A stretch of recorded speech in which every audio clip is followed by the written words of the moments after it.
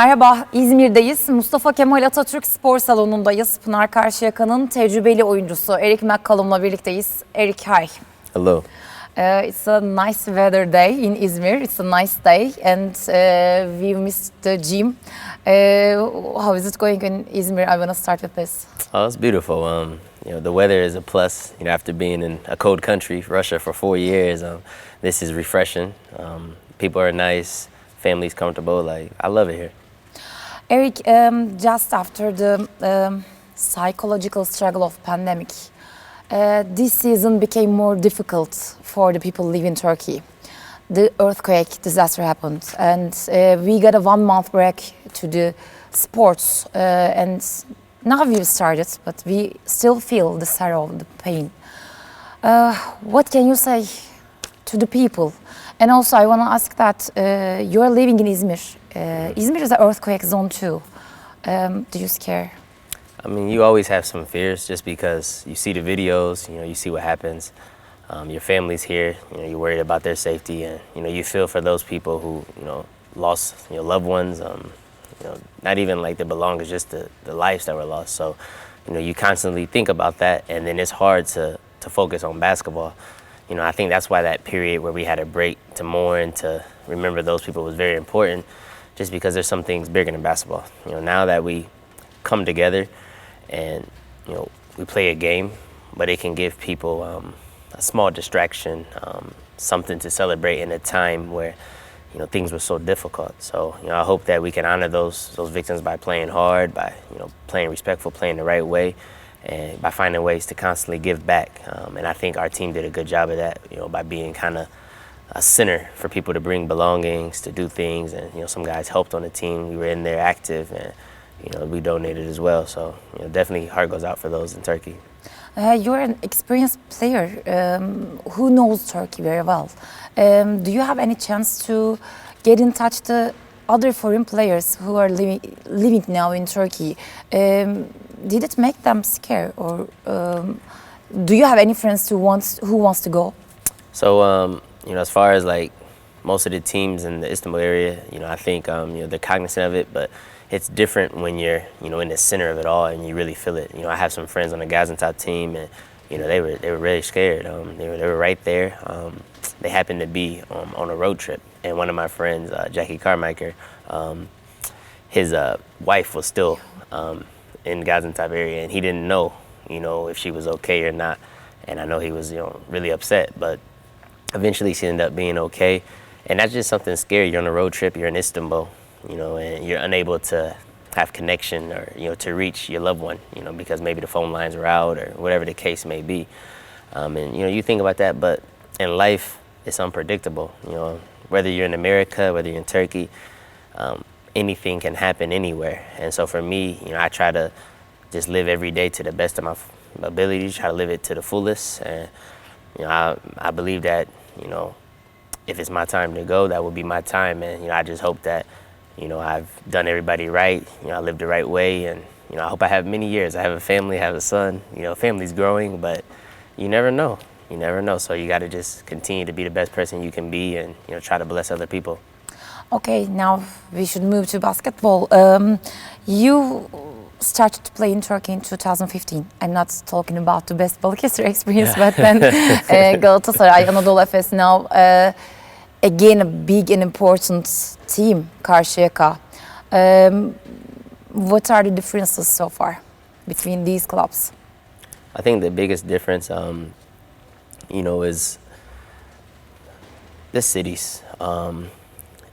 Izmir is, I feel like, more relaxed, more laid back, better for family. At that point in my life, now a father, I feel like Izmir is a perfect place because it's not too busy. There's things to do, things to go to, but you're not always stuck in traffic. It's not. I feel like Istanbul was more for when you're younger. There's a nightlife, there's a lot to do. So like when I was at Galatasaray, I was a young man, and I was still finding myself, learning myself, and experiencing different things. And once I come to Izmir, and I'm at Karşıyaka, I kind of know who I am, what I bring, and know who I want to be. So it was those two different areas, but the cities, are very different. And I'm sure there's a lot of things to do, but like Istanbul, there's something to do every day. So if you're not really focused, if you're not mature, a lot of young players can lose themselves. But I think there's less distractions in Izmir and easier for you to focus on, basketball or in your family. What can you say about your role in Karşıyaka? Oh, for me, I think I'm 35, so people probably don't remember, but 35 years old, so I have to be an example. Whether that's coming to practice every day, working, being positive. I have to help the younger players. I take that responsibility just because I had a lot of older players who helped me along the way. And so sometimes it's not always basketball. It might be a play or where you're supposed to be a position, but sometimes it's off the court. Maybe it's family. Sometimes it's saving money, investing. We can't play basketball forever. One day, no one's going to want you, or maybe your body won't work. So I try to find ways to help them, in life, help them become, better men, whatever experience I can. But I learn stuff from them, because they're younger, they're energetic. Being around these type of guys, they make me, feel younger and make me go back into my youth. So it's always entertaining and exciting. Okay, maybe it's time for this question. Since the beginning of the season, you gave some interviews. I remember to the Champions League FIBA's page and for some other foreign broadcasts that you mentioned that you were in a different time of your career. You mentioned that you were playing for yourself more for before, and now you are a team player who wants to help the team to win the crowns. What can you say about the differences? I think it's just maturity. When you're younger, you're busy trying to prove, trying to show you belong at this level, trying to make a contract, trying to grow your career. And the tricky part with basketball is you have to find a way to help the team, but you also want, the best for yourself. And so when I was younger, sometimes I forced the issue or I was too aggressive. And then as the time away, I went over to Russia for 4 years. I start to understand a little bit more. I start to feel the game better, and just with the experience. So for me now, I understand when to score, when to create. Scoring 2 points is just exciting to me as making a nice assist. So I think you see a maturity in my game. I still can score. I still can, take over games. But now I can beat you with my passing. And like for the last 3 or 4 years, I've been able to do that. So I've been away from Turkey, but I think I've put it all together. And luckily through the grace of God, my body still is good. I still can run. I still can jump. So as I get smarter and as I continue to see the game more, I still have my physical strengths, and that's not normal as you get older. As you get older, usually you lose a little something. So maybe I think it's something about being from Ohio. LeBron James is from Ohio, so I hope I can have half as much energy as him at his age. Okay, I was keeping this question, but it's now time. You have a special ability. When you're going for shooting, you always got the foul when you're shooting. You and maybe Mike James are the masters of the skill. Are you working on this? Or also, what can you say about the progress of the defense? I think it just came naturally. When you're a good scorer, I think the defense is so aggressive, and everybody wants to stop you. And all week, the coaches probably watch film, and they put pressure on the player who is the best defensive guy. And so when guys play really aggressive, this is my favorite. Okay, I'm not that big, but I'm strong, I'm tough, and I like when guys play close or pressure and aggressive because it makes my job easy to draw foul. And I take advantage of that. I use angles, I try to use my speed, I try to use their aggressiveness against them. So I think it's something that just came naturally, and Mike is very good at it as well. Are the defense reactions changed? It depends. I think now everybody tries to trap or hedge, but I have such good teammates, so many good shooters, good bigs, good screen setters. It's really difficult to do, to put two players on me. So because my team is so strong, sometimes I get one-on-one coverage, and I feel like even at my age, I feel like there's no one who can guard me one-on-one. So I try to take advantage. But other than that, The defense is strong. They do well, but when you practice so many years and you spend so much time in the gym working and you struggled, you've had success, for me, my mindset never changes. If I miss a shot, I don't think it's good defense. I think I just missed the shot. So like this is my mindset, and maybe it was good defense. I don't know, but this is how you have to think as a scorer, or else you can lose your confidence when you have bad games, or maybe when fans are upset with you, or people lose faith. What can you say about this year's Karşıyaka's team chemistry? It's excellent. It took us time. Ufak always preached that we had so many new players, and we had to learn the system. We had to learn what he wanted from each player. Every player had to understand their role and what you bring to the team. And then every player had to sacrifice maybe a part of their game for the betterment of the team. We have guys who can do multi things, who can be big scorers, who can do everything. But, some games it might be me. Some games it's Brian. Some games it's Jalen Brown. Some games it's Vito Brown, Kuzmiskis, Delgado. Like, any night someone can beat you. And I think we've all took a maturity level and understanding whoever has it going that night, whoever's playing well, we'll find a way to play through them. And that took time. It was probably like 5 months because we were finding an identity. But Ufak continued to believe in us when we had our downs, our struggles, and we just stayed together. And, this team is special, and I think we can do something truly special. The timing of it all, we're playing our best basketball. And, we beat Efes, we beat Finner, we beat a lot of good teams. We have some important parts of the schedule coming up, but a lot of home games after playing on the road for the first part of the season. So I think that we can be a team, that can make some noise. Obviously, Finner is extremely strong.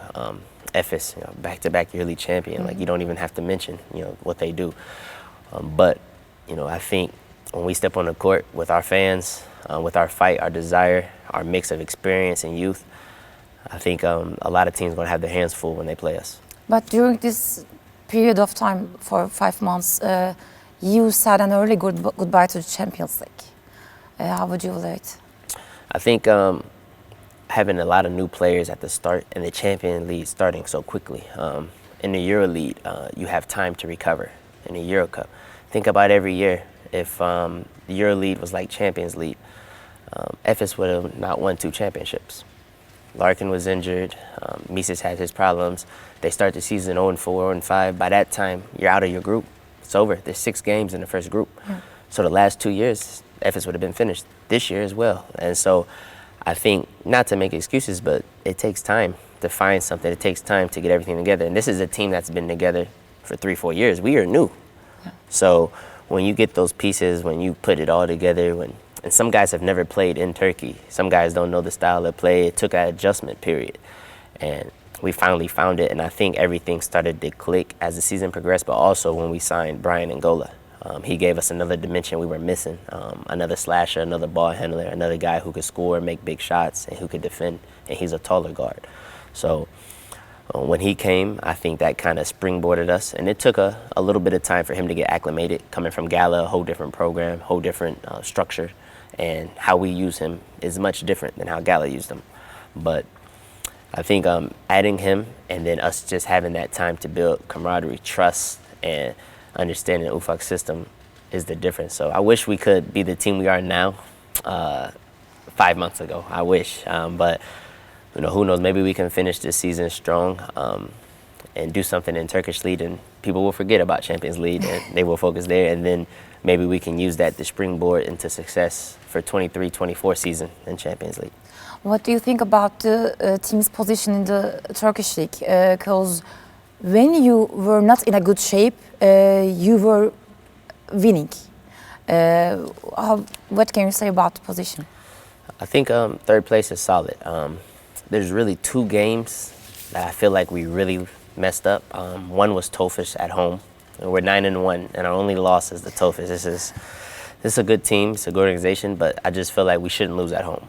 Like, especially with our crowd, that's a game we should have had. And then another game was the Manisa game on the road. Yeah. We should have had this game as well. But they're a strong team. They've won 5 out of the last 6. I mean, they're in playoff position. They're fighting. They're tough. They're physical. But I just feel a high respect for my team and for our abilities. And so my standards are high. So we are 15-5. but we should probably be 17-3 if we were a little bit more mature earlier, if we played better. Maybe there's things I could have did differently, things the team could have did, but you know, you live through that, and I think it's good sometimes to have those struggles. I think it's good to have some failures early in the season, because if you don't experience those down moments, you won't get to see what you're made of. You won't get to see the strength of your team, because sometimes you have to get broken before you can build yourself up. And I think that's what you see now. We faced the worst. We got kicked out of Champions League early. We had some games where we struggled, and we all stuck together. We showed our character and our growth. And now I believe we can go as far as we want, as long as we stay focused and play at our level. But it will not be easy. The Turkish league is very strong. Takım is playing excellent, one of the best teams in Euro Cup. Fener and Efes, one of the best teams in Euro League. So, you know, our hands are full. Bursaspor went to the Euro Cup final last year. They added another good player, Andrew Andrews. So, you know, it's a tough lead, but you know, I'll take my team versus anyone. Okay. I want to ask about your experience and your what do you think about the differences between three competitions? You played in both and won Euro Cup, and then played in EuroLeague. Now this year you played in Champions League. What do you think are the differences apart from the system? For me, the physicality. Champions League is way more physical. The referees allow more contact, more pushing, more bumping, more hitting. In the EuroLeague, it's a clean game. It produces a good basketball product because you know, there's physicality there, but they're going to call more of the fouls. They're going to allow guys to be more protected, and so now you're going to see that skill. You're going to see a lot more scoring, shooting, those type of things. Champions League, I just feel like, from my experience, that it was a very physical league. It was good though, good brand of basketball. Once you adapt to, you know, some things not being called, you start to fix your mind mentally to be ready. And then the Euro Cup, same, up tempo, flowing. EuroLeague also the size in the 4 or 5 position. Some of the guards are bigger. You'll see that, like, you're talking about the highest lead in Europe, so you're going to have guys who are extremely skilled. Pretty much anytime there's an open shot, usually like 70–80% of the time it's getting knocked down, and excellent strategies from the coaches. The game planning, how well in the EuroLeague they know their opponent. And those are some things that I noticed there. In the Champions League, you get familiar because you're in the same group and you're playing the same team twice. But in EuroLeague, you know, with there being so many teams, 16 teams, you still, or 18 teams, I'm sorry, you find a way to know each opponent. You watching other games, and I just feel like you're more in depth to what's going on, and you have more time. You know, so I wish the difference is, I wish the Champions League will increase the regular season length. Euro Cup has done it, EuroLeague has done it, and it makes for a better product, more exciting for fans, and it shows, you know, who the best team will be, because you get to see teams playing their best basketball, you know, around this time. Okay, for the last 4 years you were playing in Russia, and the war began last year, and the clubs, the athletes are banned from the international organizations. How did it affect your team and you also as an American? For me, it was tough, and for my team. As you know, I played at Lokomotiv Kuban. We were one of the best teams in the Euro Cup. Yeah. We had Jonathan Motley, who's now at Fenerbahce. Yeah. We had Darius Thompson, who's at Baskonia, who's leading the EuroLeague in assists, and then myself. So we had a really good team, good pieces, and I felt like, you know, we could contend for a Euro Cup championship and potentially bring the team to the EuroLeague. And you know, as you get older, you focus on legacy. You continue to play. People ask what drives you, because you've made money. You know, you've had success. You've done this. For me, it's legacy. You know, I want to continue to play basketball to the best of my ability. You know, I want to win as much as I can, as much championships, as much titles, have as much respect as I can, and you know, I want to set a good example for my children. You know, my son is 2, so I hope I can continue to play long enough to where he can remember, you know, me in a good light. I don't want to play if I cannot play at a high level or affect the game. You know, I will not. I will walk away. I do not care about the money. But if I can still play at a high level, if the game is still fun, if I still enjoy it, if my body still allows me, I will play. And then it would be nice if he can see me maybe 6 or 7 years old when he starts to remember, so that when he get older and I teach him the game, he will listen. Because if I stop too early, I don't think he will listen to me. He will say, "You're old. You didn't play good." Okay, you came for family. Now I think it's time to ask. I remember. I guess it was on November or December. You had some argument in the traffic in Izmir. You were with your son and wife, I guess. Yes. What happened? So basically, I was going to an auto park in the mall, and you know, it's normal.